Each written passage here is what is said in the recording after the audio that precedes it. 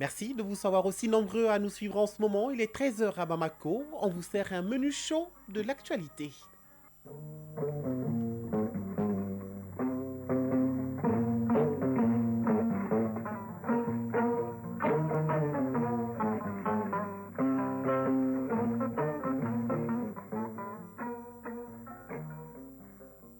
Le journal Moussa Papa Aïdara.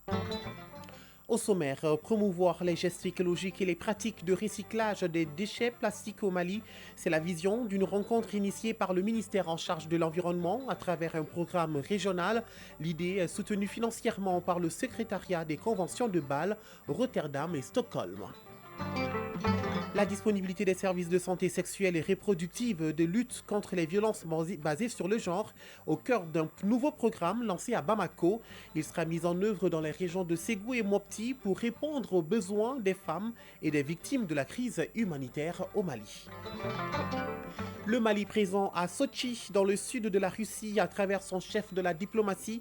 Abdoulaye Diop participe en ce moment à une réunion en prélude à la première conférence ministérielle du Forum de partenariat Russie-Afrique qui s'ouvre demain. L'enjeu, faire le point des recommandations du dernier sommet Russie-Afrique afin de renforcer davantage le partenariat.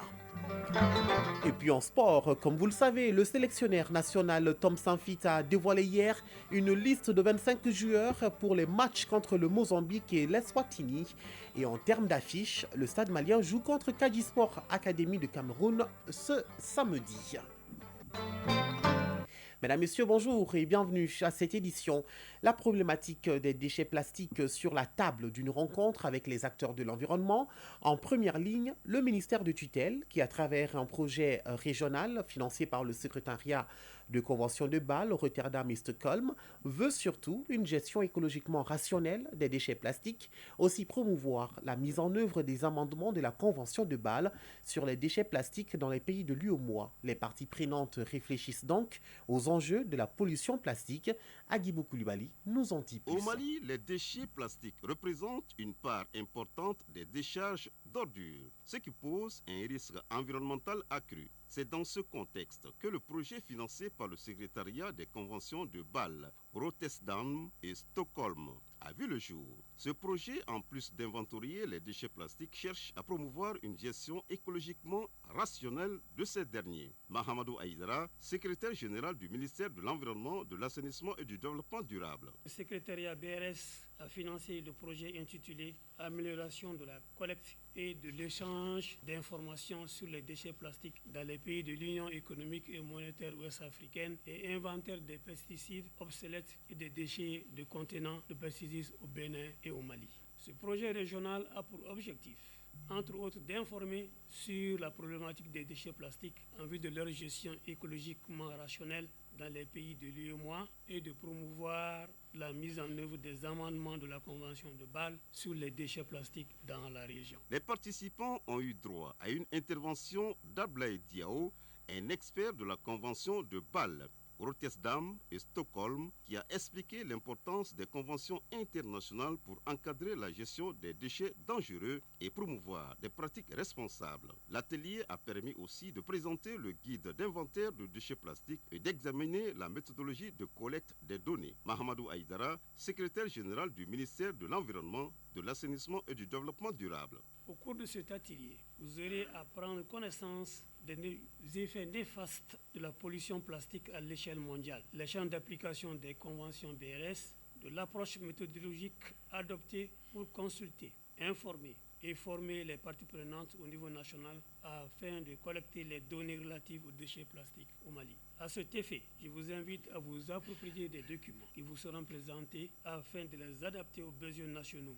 À l'issue de cet atelier, le Mali prend un pas de plus vers une meilleure gestion de ses déchets plastiques. Les recommandations et le soutien de la Convention de Bâle pourrait non seulement améliorer la collecte et le traitement des déchets plastiques, mais aussi sensibiliser la population à la nécessité d'une gestion durable. Restons sur ce même registre, une gestion durable de l'eau est aussi vitale. Justement, l'ONG internationale WaterAid met à la disposition du ministère de la Santé et du Développement social les résultats de l'évaluation de la situation de l'eau, de l'hygiène et de l'assainissement dans les établissements de santé au Mali, des données qui doivent servir de référence aux acteurs de la santé pour mieux sensibiliser la population sur les bonnes pratiques en matière d'hygiène. Le point avec Fanta Mamanietao. La présente rencontre, organisée par le ministère de la Santé et du Développement social, en partenariat avec l'ONG internationale WaterAid, vise à partager les résultats de l'évaluation de la situation de l'eau, de l'hygiène et de l'assainissement dans les établissements de santé. Au cours de la réunion, une feuille de route a été élaborée. Dr Abdoulaye Guindo, secrétaire général du ministère de la Santé et du Développement social. C'est de faire une évaluation, bien entendu, de l'hygiène au niveau de nos structures de prise en charge. Comme vous le savez, l'hygiène est, si vous voulez, les premiers critères de la qualité quand même d'un service en matière de santé. Donc il est bon pendant un bon moment d'évaluer et de savoir, bien entendu, où en sommes-nous, quels sont les problèmes, et pour qu'on puisse faire en tout cas une bonne planification afin d'indiquer vraiment cela, puisque la santé commence toujours par l'hygiène. WaterAid s'engage à la résolution spécifique relative à l'eau potable, à l'hygiène et à l'assainissement en milieu sanitaire. Tejani Diallo, directeur pays WaterAid. La situation dans les centres de santé, c'est quelque chose qui est fondamental par rapport à l'eau, l'hygiène et l'assainissement. Et un élément important qu'on va dire qui est à la base, c'est la disponibilité des données. Sans données, on ne peut rien faire. Et avec cette étude, ça nous permet d'avoir la situation de référence dans les centres de santé en matière d'eau, d'hygiène et d'assainissement. La Direction générale de la santé et de l'hygiène publique, avec l'appui financier de WaterAid, a commis un bureau pour réaliser une évaluation complète de la situation en vue de disposer des données factuelles assez complètes. L'un des titres de cette édition, lancement à Bamako du programme Sauver des vies, promouvoir la résilience, fourniture des services intégrés de santé sexuelle et reproductive et de prévention. Un programme qui sera mis en œuvre dans les régions de Ségou et Mopti pour répondre aux besoins des femmes et des victimes de la crise humanitaire au Mali. Il a pour objectif d'accroître la disponibilité des services de santé sexuelle et reproductive et de lutte contre les violences basées sur le genre. Souleymane Sidibé. Le Fonds des Nations Unies pour la population et l'Agence coréenne de coopération internationale COICA conjuguent leurs efforts pour apporter une assistance aux femmes et filles des régions de Ségou et Mopti. Ils viennent à cet effet de lancer un programme intitulé « Sauver des vies, promouvoir la résilience ». Un programme qui va atténuer les souffrances des cibles dans un contexte humanitaire difficile. Mohamed Lemine Mohamed Beiba, représentant et résident de l'UNFPI au Mali. En investissant dans ces communautés, nous contribuons à bâtir des personnes et des systèmes plus résilients, capables de mieux résister aux futurs chocs. À travers ce projet ambitieux, fruit d'une collaboration étroite entre le gouvernement du Mali, représenté par le ministère, la coopération coréenne et le Fonds des Nations Unies pour la population et les partenaires de mise en œuvre de ce programme, nous nous fixons des objectifs clairs et mesurables. Premièrement, fournir des services vitaux de santé reproductive guidés par les dispositifs minimum d'urgence de manière cohérente, efficace et de qualité, accessible aux femmes et aux filles. L'accès limité aux soins de santé maternelle et néonatale est une réalité malheureusement tragique pour de nombreuses femmes dans notre pays. Ce programme qui vient accompagner le département en charge de la promotion de la femme est salué par le ministre des tutelles. Koulibaly Mariam Maïga, ministre de la promotion de la femme, de l'enfant et de la famille.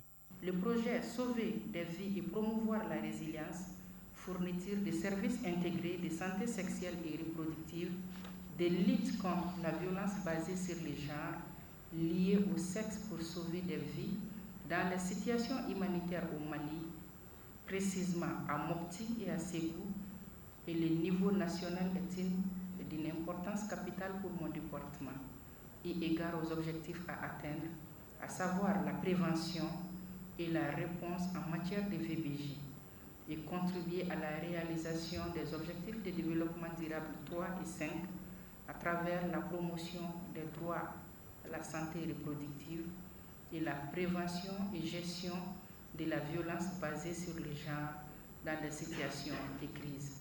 Le programme Sauver des vies concerne les femmes enceintes, allaitantes, adolescentes et les filles et garçons, sans oublier les survivantes des VBG et les personnes à risque pour une durée de 3 ans.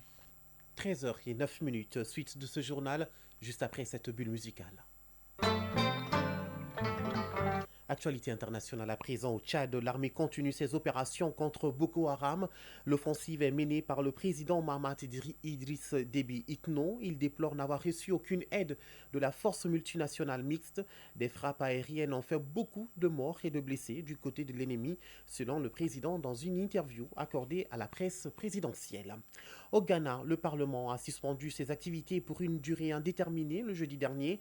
Cette décision intervient après l'absence des députés de New Patriotic Party au pouvoir lors d'une session extraordinaire de l'Assemblée nationale. Cette situation entraîne l'arrêt des travaux qui pourraient compromettre l'adoption des projets de loi cruciaux. La situation politique est tendue dans le pays à l'approche des élections générales. Au Botswana, le nouveau président Duma Boko a prêté serment hier après sa victoire aux élections générales. L'investiture a eu lieu au stade national de la capitale Gaborone devant les chefs d'État de plusieurs autres pays. M. Boko affirme que c'est une nouvelle ère politique qui devrait rapidement se mettre au travail pour relever les futurs défis. L'actualité à Maurice, la campagne pour les législatives a pris fin hier. Les électeurs sont appelés aux urnes demain pour élire leurs députés. Cette élection marque un tournant crucial pour la démocratie dans ce petit État insulaire, souvent vanté pour sa stabilité politique. Et je vous amène à présent en Mauritanie où les travaux du forum de haut niveau Nouakchott plus 10 ont pris fin. Les principaux points contenus dans la déclaration sont l'implication du public et du privé dans le pastoralisme au Sahel et pays côtiers, le développement des chaînes de valeur dans les filières bétail, viande et lait. Nos envoyés spéciaux à Nouakchott sont Djeli Makan Diabaté et Suleiman Kenza Sidibé. La déclaration de Nouakchott plus 10 engage les autorités des États du Sahel à inscrire désormais la donne du pastoralisme dans les politiques publiques de développement. Mieux, la déclaration les invite à l'émergence d'une économie du pastoralisme, toutes choses devant déboucher sur la création d'emplois, la création de ressources pour tous les acteurs, tout en luttant contre l'extrême pauvreté dans nos contrées. La première phase des projets du pastoral dans le Sahel a donné de très bons résultats. Moussa Koulibaly, coordinateur PRAPS de Mali. L'amélioration de la santé animale, l'amélioration de l'alimentation, l'accès à l'alimentation des animaux. Il y a eu des infrastructures d'accès au marché, telles que le marché à bétail, des étals de boucherie, et des unités de séchage, de transformation de lait. Donc, c'est vraiment des infrastructures d'accès au marché aussi qui ont été réalisées. Il y a eu l'inclusion sociale des femmes et des jeunes à travers le financement des activités génératives de revenus et aussi même des financements des sous-projets chaînes de valeur. À l'aune de cette démarche volontaire, il y a la sécurité, d'où la nécessité d'une prise de conscience globale pour faire face. Colonel El Hadji Ousmane Mahaman, ministre de l'élevage du Niger. Notre espace, notamment la Confédération AES aujourd'hui, est en proie au terrorisme. Il est créé parce que ces États ont voulu maintenant leur propre indépendance, leur souveraineté. Et on connaît qui est derrière. Les organisations fêtières autour de l'élevage ont pris bonne note et s'engagent pour plus d'actions salvatrices sur le terrain. Youbaba, ministre de l'élevage du Mali. Il y a des acquis par rapport à Nouakchott 2013. Il y a des défis. Ils viennent d'en citer. Et ce que moi je veux ajouter, c'est vraiment les maladies. Les maladies au niveau de nos animaux qu'il faut maîtriser, mais aussi et surtout par rapport aux perspectives, il faut un engagement fort de tous les États et de tous les partenaires techniques et financiers. Vous avez vu que tous les partenaires techniques et financiers se sont engagés à accompagner le Mali. Il faut saluer les organisations, les fêtières, les interprofessions qui nous ont accompagnés. Il est question d'ici 2034 de bâtir une économie forte du pastoralisme, des produits et sous-produits de l'élevage que de l'aliment bétail.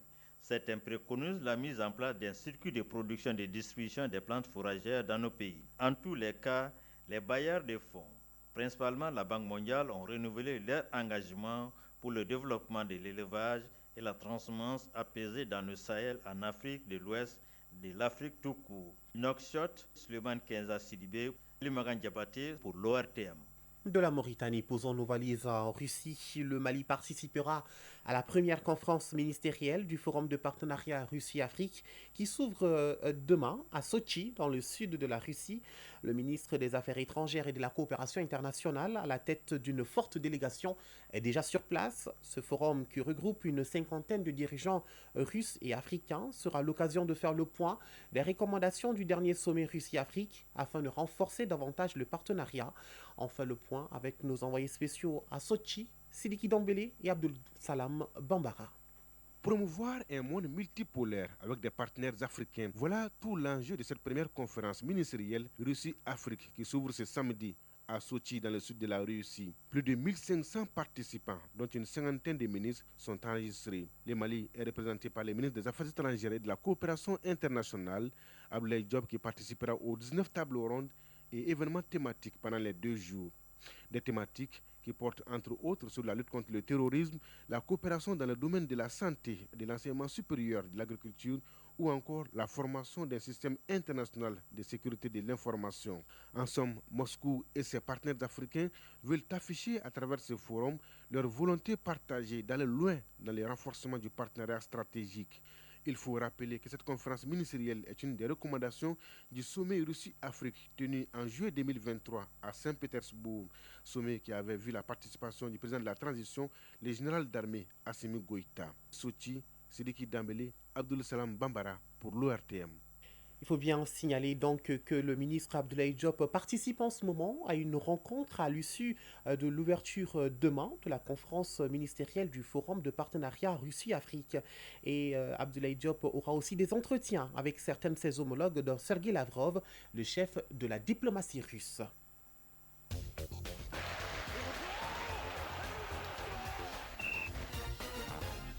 Les demi-finales de l'élite 16 de la division ouest de Roi de Toubal 2025 se jouent ce samedi. Le Stade malien joue contre Kadispor Academy du Cameroun. Eh bien, en football, l'actualité est dominée par la publication des listes des sélections nationales de football en vue des 2 dernières journées des éliminatoires de la CAN 2025.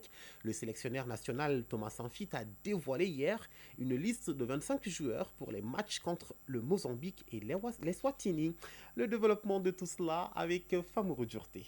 La liste des 25 aigles convoqués pour les 2 dernières journées des éliminatoires de la CAN 2025 a été publiée ce vendredi via les réseaux sociaux par la FEMA Foot. Plusieurs joueurs cadres qui s'étaient mis en retrait sont de retour en sélection. Il s'agit notamment de Moussa Diarra, Sikou Niakate ou encore Ibrahima Kone. Quant à Amadou Aïdara Doudou, il est absent du groupe pour cette trêve internationale. Par ailleurs, 2 nouvelles têtes font leur apparition dans le nid des aigles. Il s'agit de Fadi S. Koulibaly du Stade Malais de Bamako et Chakoumar Konaté de Clermont Foot en Ligue 2 française. Les aigles du Mali ont 6 points à aller chercher dans la course à la qualification pour la CAN 2025. Ils affrontent respectivement le Mozambique et l'Eswatini les 15 et 19 novembre prochains. Le regroupement des aigles du Mali se fera à Maputo à partir de ce lundi 11 novembre 2024. En basketball, les demi-finales des Road de Toubal de l'élite 16 de la division Ouest se jouent ce samedi. Le Stade malien affronte Kadispor Academy du Cameroun au compte de la première affiche des demi-finales. Ce sera à partir de 16h30 GMT. Après ce match, ABC Fighters de la Côte d'Ivoire va défier Al-Ahly Tripoli de la Libye. Cette rencontre débutera à 19h temps universel. Rappelons que les finalistes de la division Ouest se qualifieront pour la phase finale de la BAL 2025. Le 5e forum des athlètes du Mali s'est tenu les 7 et 8 novembre 2024 ici à Bamako. Ce forum placé sous le thème Responsabilisons les athlètes et leur entourage a été l'occasion de rassembler tous les athlètes de toutes les disciplines sportives du Mali. Il a été organisé par le Comité national olympique et sportif du Mali à travers sa commission des athlètes avec à sa tête Djenebou Dante. Les panels ont été animés par des personnalités de renom dans le domaine du sport malien qui ont pris la parole pour approfondir le sujet du forum. Ces experts ont abordé la manière dont les athlètes et leur entourage peuvent être mieux encadrés et responsabilisés pour renforcer la performance sportive et le développement personnel. Les échanges ont permis de soulever des questions importantes sur la gestion de la carrière des athlètes et le rôle des différentes parties prenantes dans leur réussite. Selon le Comité national olympique et sportif du Mali, ce 5e forum vise à renforcer la collaboration entre les disciplines et à discuter des enjeux qui concernent les athlètes et leur soutien. 13h18, ainsi prend fin cette édition qui vous a été bien présentée par Moussa Papa Aïdara, mise en onde bien assurée par Alimata Ouattara. Vous pourrez retrouver cette édition sur nos plateformes digitales grâce à Badji Touré, réalisation Draman Sanogo, coordination Ousmane Dao. Merci à tous pour votre attention. Mohamed Sangaré vous donne rendez-vous tout de suite pour le journal interrégional. D'ici là, mesdames, messieurs, prenez soin de vous et des autres et n'oubliez surtout pas, gardez le sourire, quoi qu'il arrive. Bon week-end sur le RTM.